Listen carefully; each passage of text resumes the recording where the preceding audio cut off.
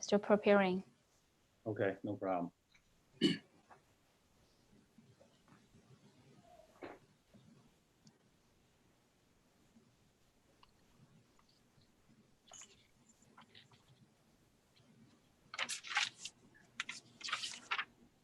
The last time we had probably around 40 minutes-ish.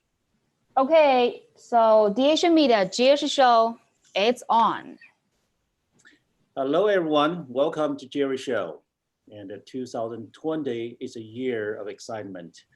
The pandemic that turned our life, upside down. It's a challenging time to our nation and to our community. So this year also a year of election at the national level and at the local level. Oakland County is the county that's very well developed and very well built. And we used to have an income per capita number 3 in the nation. However, like everybody else, we're encountering the challenging time.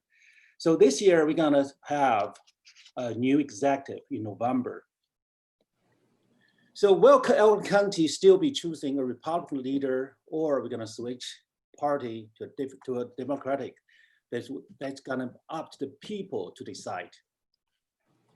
And this platform is independent, so we don't endorse anybody, but we'd like to invite the candidates from both parties to talk about their policy and have the people to understand your policy and understand your style, and up to people to decide who they're gonna vote for. So last time we have Democratic candidates, Andy Meisner, and to talk about his way of running the government over our county if elected. And today we're very honored to have the Republican candidates, Mike Kowall, to join us today. Welcome you. Thank you, Jerry. It's a pleasure to be here. It's also good to see you again. Also, I have my partner, Ryan Rosero, on behalf of the Filipino community joining us today. So he will be challenging with some questions as well. Absolutely. Well, welcome, looking forward to it, Ryan. Looking forward to having a nice chat with you today and talk about important things and for the future of Oakland County. Thank you, sir. Great. So like Mike, I know you're a former Senate Majority Floor Leader and a state representative from White Lake. So you have been the politician for almost your lifelong. So given the experience, the stories, what's your biggest challenge and what's your biggest achievement? And I'd like you give a quick rundown about what you have done, who you are to the community, so people have a better idea about you. Sure. Well, a little bit of a breakdown. I come out of a family construction business. My father started it well over 68 years ago, and I worked in the family business for about 35 plus years. And then I got involved in the political world, and I ran for the House of Representatives. I spent 2 terms there, which is 4 years. I was chair of economic development there, as well as in the Senate. And I have a real interest in making sure that the economy is running well, so that families can, maintain their standard of living, and people can take care of their children and be comfortable living here in Oakland County. Right. Some of the biggest achievements that we did, excuse me, when I first went into the state Senate, Governor Snyder at the time during a meeting told me, he says, "Mike, we have enough money to run the state for 35 minutes." So that was a little concerning. I know. And then he asked me, he said, "Well, you're chair of economic development. What are you going to do about it?" And I said, "Well, please give me a minute to think about it, and we'll see what we can do to turn this thing around." But we put together a great team. The governor was tremendous to work with. And when we did leave office and at the end of our term, we left with $1.5 million in our cash reserves, and paid down a tremendous amount of debt that had been growing over the years. But the best thing is our unemployment rate was dropping down into around 4%. And when we first started, it was around 14%. So it's just a matter of getting government out of the way and letting people go to work and do their thing, so to speak. Right. So obviously, you spent a lot of time under Mr. Snyder's administration period. During time, our state has done pretty good job to hire people and get them to work. Oh, yeah, yeah. And then creating new avenues of employment. I wrote all the bills for the autonomous vehicle legislation that, the driverless cars, which everybody on the planet is interested in seeing come to fruition now. And it's my understanding within 7 years, we'll be able to call those cars up to come and pick us up and deliver us just like a taxi cab, but with no driver. I was in Novi today and I saw some Toyotas that were all affixed with all the autonomous platform material up on top. And it's fun to watch them go because the driver doesn't do anything. He just sits there. Well, definitely, that's a big topic. We'll talk about it later, but it sounds exciting. So like today, I know you're running against Jeffrey Nutt for the party nominee. So sounds like he seems pretty balanced as a political leader and serving in all three branches in the government. If today both you guys are on the stage, how you can tell the audience the difference between you and him, and why people should vote for you rather than him within the party? Well, I think to sum it up easily, he was there doing what he was told to do by his administrations. I was the one in the administrations telling people what to do to make sure that we got out of the bad, some of the bad economic decisions that were made in administrations before I came in. I've always held leadership roles. I was township supervisor in White Lake Township during the Great Recession, and we managed to come out of that by actually enhancing our taxable value of the township, created over 3,500 brand new jobs that never existed. And then when I moved on to the state, we did the same thing. We pulled the state out of some very, very bad financial conditions, and we managed to pay off a lot of debt and get Michigan into a place where our bond rating is it's very acceptable to the banks in New York and on the world market. Right. So I appreciate that answer. Okay. Next time, the next question I would ask Ryan to help me. We have 40% of our expense goes to the public safety. And then given all the hypes on the media, there's a big commotion. So Ryan, I know you have concern about safety. Can you ask? Yes, definitely. As you know, Mike, it's been quite hectic and crazy that's going on out there. What's happening in Seattle and what that has turned out. And then there's other cities, states, or counties there where citizens or even leaders are proposing defunding the police department, right? Now, that is a very hot topic today. So what's your stand of other cities, counties, and states want to defund the police department?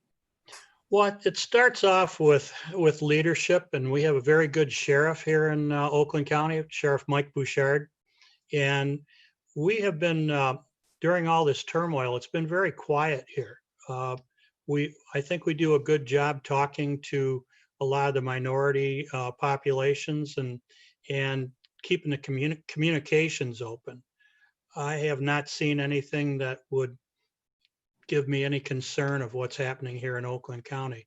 Detroit's had some issues, but I think Police Chief Craig, again, has done a very good job in dealing with it. And Mayor Mike Duggan has done pretty well himself. So it's a matter of sitting down and talking, keeping communications open. I was looking today at the front page of the Wall Street Journal, and they were showing what's going on in Hong Kong and how the police are cracking down, and it's looking like that could get very dangerous, because anytime you see guns being pointed around, that's not a conducive atmosphere for a peaceable ending. So I'm hoping that we're going to continue the conversations here in Michigan and Oakland County to make sure that we're all understanding what the needs are of all the different aspects of the population. You know, Okay. Auckland County, Troy definitely is, is one of the safest places in the nation. And that's one of the top reason, a lot of community, a lot of people chose this place to be their home. And I agree with Ryan, probably a lot of people agree with us. The safety definitely is the most important thing, regardless who you are and then, what you do. Sure. I mean, And- we want to make sure that our families are safe when we go to bed at night. We want to make sure that our children are safe when they go to school, and our wives when they're shopping or going to work. And I think for the most part we have that, but we need to be diligent and keep close eye on that. But at the same time, I don't feel that this is a time to reduce funding for any policing at all. I think we need to maintain it at the level it's at. Well, the other concern is, like in Oakland County itself, we're talking about Oakland County, is the idea that I can't imagine Oakland County where businesses are damaged because of certain actions of certain folks, and it feels nice to live being in Oakland County, knowing that that the business owners have not suffered any situation or occurred like other cities. So Sure, kudos sure. to Oakland County for its police force or state police keeping it so safe this time around versus other cities. It's just crazy out there, Mike, as you can see. It is. Oh, It is amazing. I lived through the riots in Detroit in 1967, so I can tell you firsthand what that feels like, and it's not something that you recover from easily as a community. There's areas in Detroit, and this is some 50 years later plus, that they still haven't recovered, and that's the last thing we need that's the last thing we need to see happen in our area. Thank you, Mike. Thank you.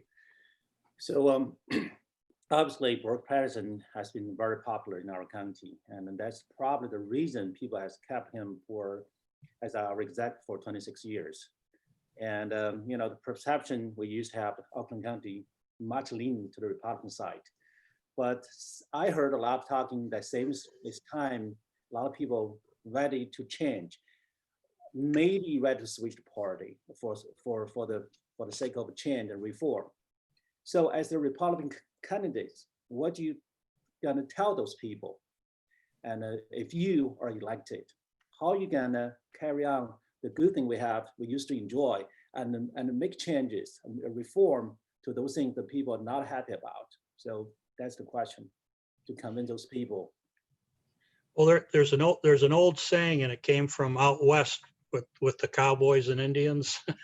It said, don't change horses in the middle of the stream, because you're going to end up in the stream.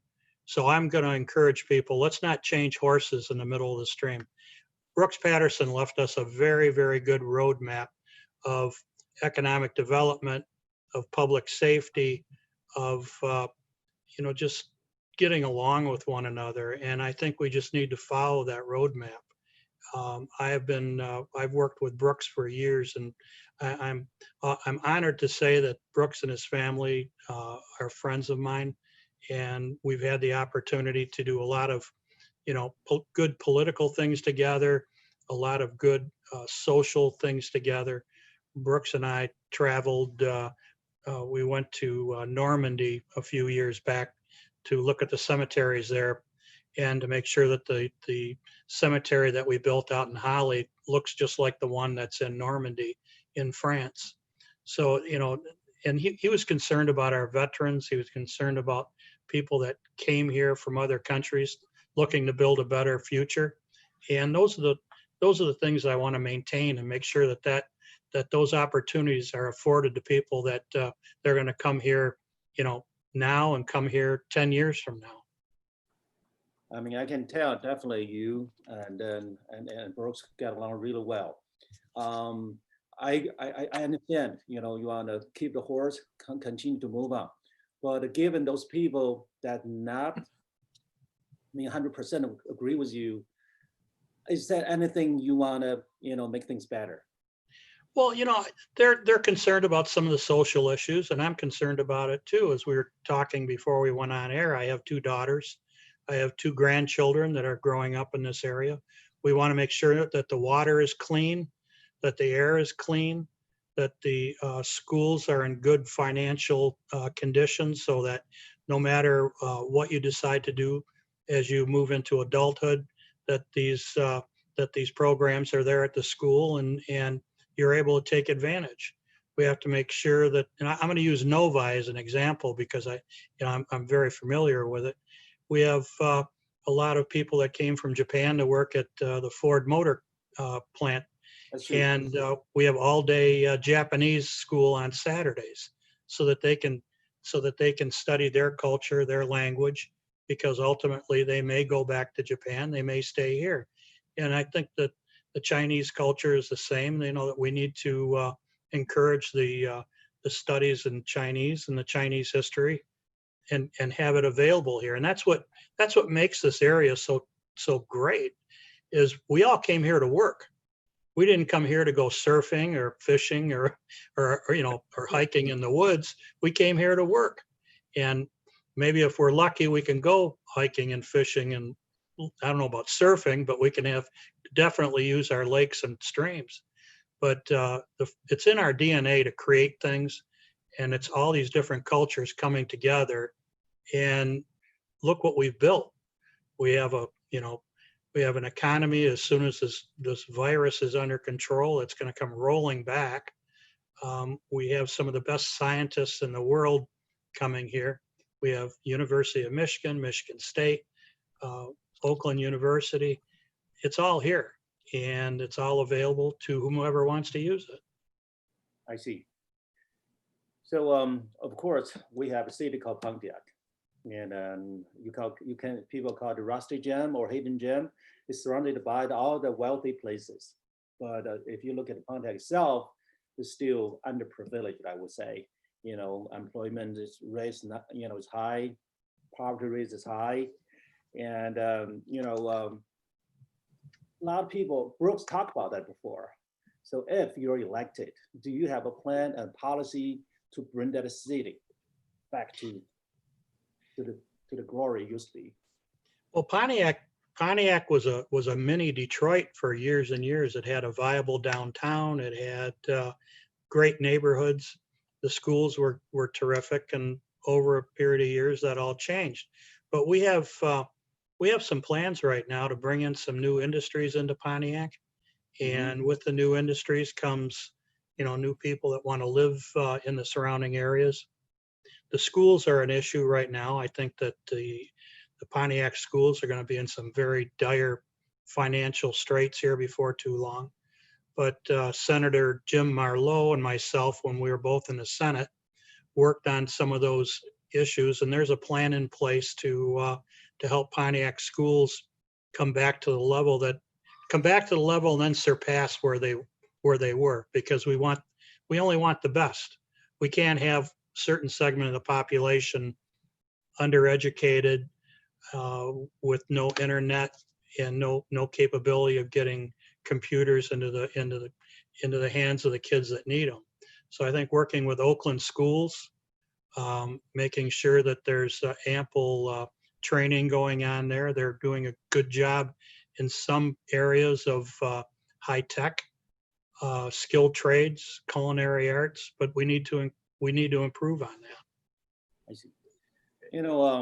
If you remember that there's a project that's talking about Syrian refugee that bring to the Pontiac. Right. We asked that question to Mr. Andy Meissner. We want to ask this, your opinion. You stand on this issue if you're elected. Well, I worked on years ago, Representative Mark Schulman and I put together the funding for the refugee center that's in Macomb County, and that brought in a lot of Chaldean and Arabic, and that could be, things like that could be made available to the Syrians as they come in. And the only thing that I would ask, that everybody do it the right way, that we get the proper documentation, go through the checks, especially now with with this virus, that everybody's checked to make sure that they have to go quarantine for a little while. But the Syrian community is a good community. I think that the more different types of population that we have, I think that just makes our area all that much better. And I like Syrian food on top of it. That's a good point. Food too. Yeah. That is true. When I worked in Fuzhou, I had an opportunity to sample some of that Fujianese cuisine up close and personal. So, I appreciate that answer. And but I remember last time when we talked about this project, the result seems got voted down or somehow didn't go through. Do you know what is that? I know Brooks was not initially in favor. There was a lot of reasons that I was not, made aware of. But, bringing new populations into Pontiac, I think would be probably a good idea. I think we can work with any situation that arises. I'm not concerned at all. I want to bring that point then with the Syrian rep and any immigrants that are legally coming here to the United States. As you're well aware of, you've been around different counties, even like in Wayne County and what happened also in Novi. But it seems like even Asian Americans that are coming in here. How do you feel about what is then their contribution when they do move into a neighborhood and they're all hardworking? That would be a perfect place like Pontiac to start to reignite some of those areas of hardworking. Because if you look at 7 Mile and John R., right, a rough neighborhood for years, the Chaldean community, Middle Eastern community has developed that to really a great area of commerce and also community services. My dad's first cabinet shop was on John R. and State Fair, and I worked there. I know that area quite really a bit. well. So yeah, we were right on the corner, and you're right. The Arabic community came in, and the crime went down. They brought in bakeries, and they brought in all types of restaurants and shops, and just turned the area around quite a bit. I'd love to see that in Pontiac. Some parts of Pontiac that they could really use that boost of commerce and business, and that's open to everyone. So sure. As a citizen, seeing that, being immigrants like myself and Jerry here, we understand that the value when we come in to a neighborhood as a group, we're there to improve it, and I see that in a lot of legal immigrants that do come here in the States. So I'd like to see in Detroit, we have Mexican Town, and we have a lot of people migrate from Mexico and Central America, and they're running their own businesses.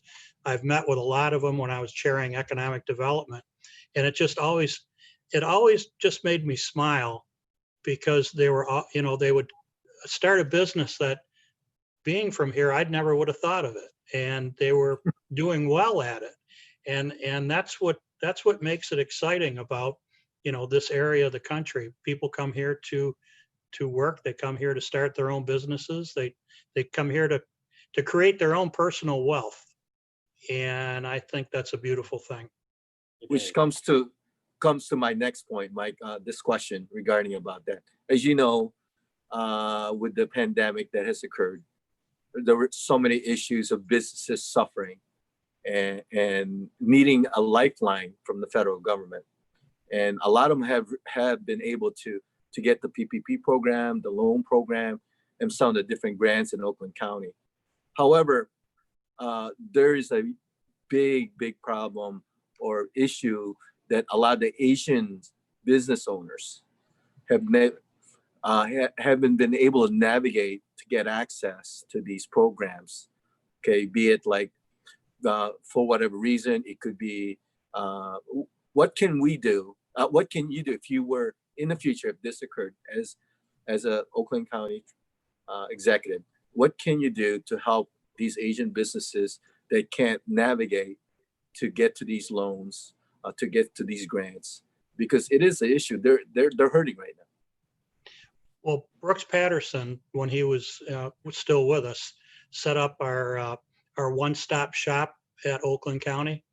And I don't think that that has changed too terribly much, but I would encourage your businesses to get a hold of the Economic Development Department and their one-stop shop. And there's people there that'll help them fill out the forms. And when I was still there working for Brooks, there was one or two people that spoke Chinese Mandarin, and they could, speak to them in Mandarin and help them fill out the forms, because I know it's comfortable doing it in your own language. So I would check with them first. And if that doesn't work, I would encourage them to call their state representatives or state senators. And I found those folks to be very helpful. All right, thank you. Another thing people are curious about is public transit. Michigan, joke about Michigan, we have two seasons, construction and Right. winter. So in that regard, our roads kind of bad. A lot of people concerned about that. And also there's a proposal to build a light rail between Pontiac and Detroit. So the public transit definitely, is hot. People are concerned about that. So if you elect it, what's your idea or what's your plan about that kind of project? Well, I don't know if you know this, but I was the second sponsor on the light rail system in Detroit, because I felt that was really needed, especially in that area, to move people from downtown to New Center. I was trying to get that train to go from downtown to Pontiac, because I felt running it right out the Woodward corridor would have been the best thing to do. But the cost of it was just not doable. So what we need to do is create, a system that's going to be fair with everyone. We have areas of Oakland County that will never ever see nothing even that resembles a mass transit system, because it's just too far out. But what we can do is work with the local units of government, like here in White Lake and Commerce and Milford, and a lot of the other communities have their own small bus system. So if they could work out a program, or they could get on one of the smaller buses and transfer it to a larger one, and then wherever that goes, it goes. But what we really got to talk about is what's going to happen if we take out a 30-year, let's call it a mortgage, on a light rail system. And in 7 years, we have autonomous vehicles that'll pick us up at our front doors and take us to work at that front door. And it's always that last mile travel that creates the problem. With the autonomous vehicle, that's going to be resolved right there, because they're going to pick you up at your front door and get you to work and then home again. We're finding that in areas like New York and San Francisco and Los Angeles, with this virus going on now, people they're afraid to use the trains. Washington D.C., it's like a ghost town in the subways anymore. Nobody's using them. And I think as the future goes on, we're going to see fewer and fewer people using that and using more of the autonomous vehicle. I'm not opposed to a mass transit. I just want it done fairly, and I want to make sure that we're thinking it through, not just for today or tomorrow, next week or next year, but 30, 40 years from now. That sounds good. Obviously, there's a big challenge. I mean, this issue probably gonna be brought up, when people are still gonna be asking that question, and then challenge you with the most probably practical but the best solution possible. Well, I just, I want to take the best minds, and I'm not going to even include myself in the best minds, but what I will say is I want to take people that have a lot of experience with mass transit and sit down and really analyze it to make sure that what we're doing is the right thing. And I've sat on every transportation committee that I can think of, going back to about 1997, 98. And in fact, I sat on, Brooks was arguing to put me on a committee, and then the mayor, Kwame Kilpatrick, wanted me on that committee too. So it was, they knew that I was going to give it a fair looking at. And as of today's date, I just don't see anything that's going to work out and going to be fair and equitable for everybody. I got it. So Mike, we know you're a car guy, and then we consider ourselves as the mecca of the automotive in the world, if not the one. We have most car companies and the most intensity of car suppliers. But I told the same story to Andy last time that Tesla company, one company, the work is equal to General Motors, Ford, Chrysler, Harley, and Honda together. Right. And it's crazy. And the one share 1,000, and look at the Ford, one share is less than $10.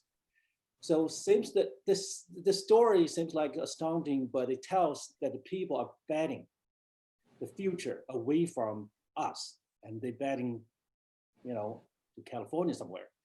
So if you're elected, Oakland County, will retain that status. How we can do that? How we can have people be confident about us to be the next, still be the mecca of automotive in the future. We include automotive, autonomous driving in terms of new material, that kind of technology. Well, as you know, I wrote the legislation for the autonomous vehicle and for the Center for Mobility out there at Willow Run. And we've attracted companies from all over the world to come here and test. I mean, I'm sure you've heard the term the Rust Belt, and Yeah. they've called us that for years. That's right. But we've changed. We're now the Tech Belt. We start in Macomb County, and Mark Hackle is doing a great job out there. He's attracting in some of the new the Space Force, which is that's going to be some satellite programs that are going to take place in Macomb County. And then right next door is Oakland, and we're doing the research and development, and that flows right through Auburn Hills, right on down through Novi and all the way out heading towards the University of Michigan. So we have a perfect scenario of the high-tech corridor that far surpasses anything that California has as far as automotive. They may be ahead in some of the computer, technology, but nowhere near where we are with the automotive.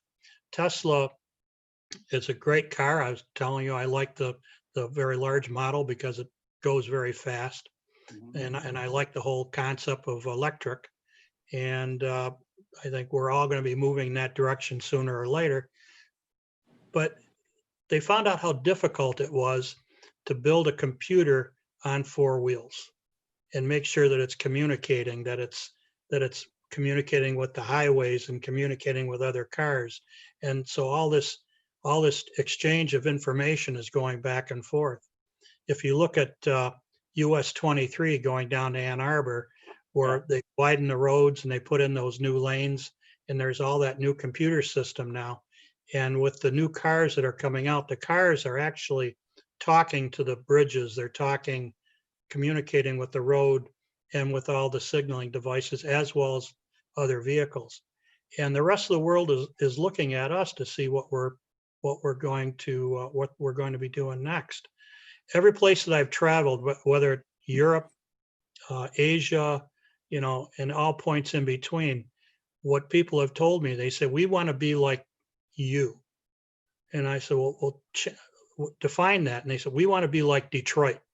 And they look at the entire state of Michigan, the entire southeastern Michigan, as being Detroit because of what we do with the car industry that's now evolving into the car, computer, and even into the space industry as well.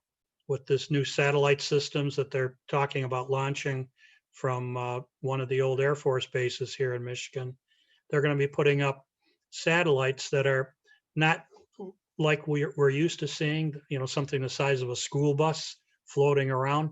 This is going to be 600 or 800, let's call them iPhones, floating around in space, communicating and sending information back and forth.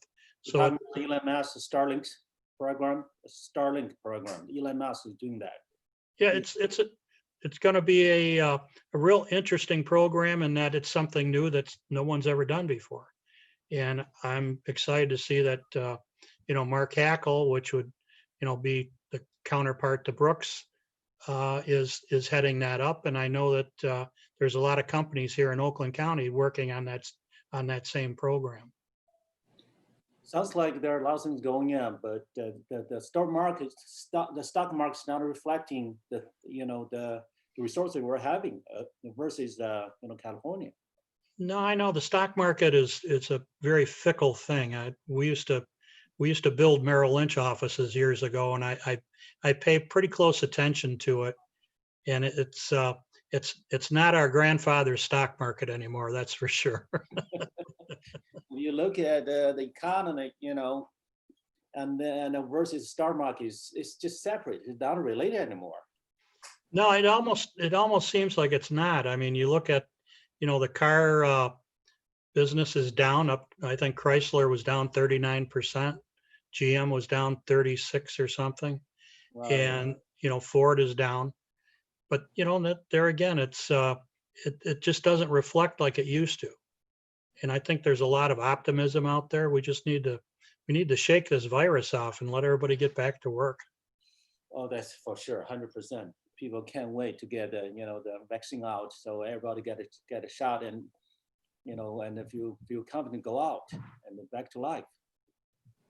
Well, we have a lot of restaurants around here in Oakland County, and I try to get out and visit as many as I can. I have a lot of friends that are in the restaurant business, and they're very happy to see you when you show up. Yeah, definitely. Nice thing about the restaurants nowadays, Mike, is the fact that like supporting businesses is the key thing. And again, the Asian Americans in Michigan have a lot of restaurants in Oakland County and other counties itself.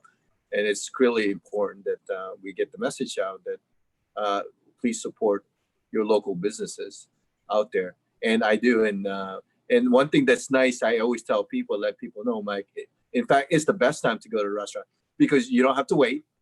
You can walk right in there.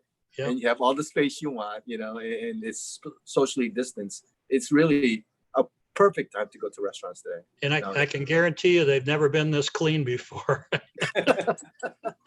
But just to give you an idea, one of the shopping centers close to where I live, it's owned by a Chaldean fellow that has a party store. He rents out to a couple of guys that have some insurance agency. There's a Chinese restaurant there, and then there's an Irish pub on the corner. And as soon as the restaurants opened back up, I went in and I ordered my Chinese, my almond chicken. And I'll tell you, they were very happy to see me come in. They said, "Tell all your friends, come in. We're open for business." That's for sure. That's for sure. That's for sure. Yeah. So, Mike, obviously, we have gone through pretty much all the questions. Ryan, do you have more questions before I have Mr. Mike, to wrap up? Just a personal question, Mike. You're such a great. Broke up a little bit. Signals kind of and store cars. So I'm gonna have a question. What would you say is your top 3 cars that you ever owned? And we'd like to know what that is. The top 3 that you really enjoyed in your life. Well, I enjoy the sports cars, the Corvettes, the Jaguars. I mentioned earlier I like the Teslas. There's a couple of Toyotas that I don't mind. But when I had the opportunity to drive the test track out at Saline for the Chrysler, and I drove that Dodge Demon, and I passed a friend of mine doing about 130 miles an hour on that test track, and I'll tell you, that was awesome. that sounds exciting.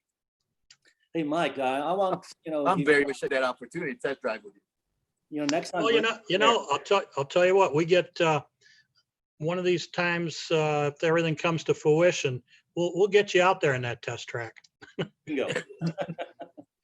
So, Mike, obviously, I appreciate that, that you taking time to talk to us. Can you wrap up, to the audience that, the most important 3 reasons people will vote for you? Well, I think the most important reason would be that I'm a very stable individual as far as government goes. I've a proven track record of fixing things that are broken. I'm very family oriented. and want to make sure that we keep it safe. Above all, keep it safe for your families and your children, and that the education standards are up to what you're expecting, not to what I'm expecting, but to what the parents of these children are expecting. And we have to turn out at the end of the day, our only real job here on the planet is to make it better for the next generation. And I'm the one that can help do that. That sounds good to me. Thank you. One thing you and Mr. Andy and Martin, Mr. Andy and Meissner, is one similarity is both you guys are very popular in the Asian community. And we appreciate that for sure. And we don't endorse anybody, but we love to see both you guys. Good luck, and we're looking to have you come back. And I wish you best luck.